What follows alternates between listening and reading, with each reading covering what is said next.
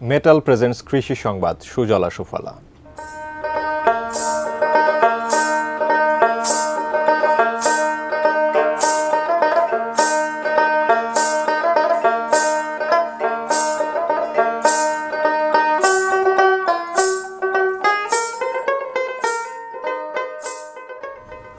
স্বল্প খরচে অধিক লাভ হওয়ায় শেরপুর জেলায় দিন দিন বেড়েই চলছে ভুট্টা চাষ।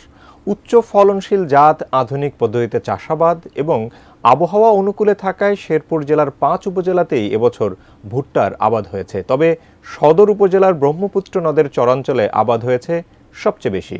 কৃষকরা জানান, ভুট্টার আবাদে বিঘা প্রতি খরচ হয় 10,000 টাকা। বিঘাতে উৎপাদন পাওয়া যায় 40 থেকে 42 মণ।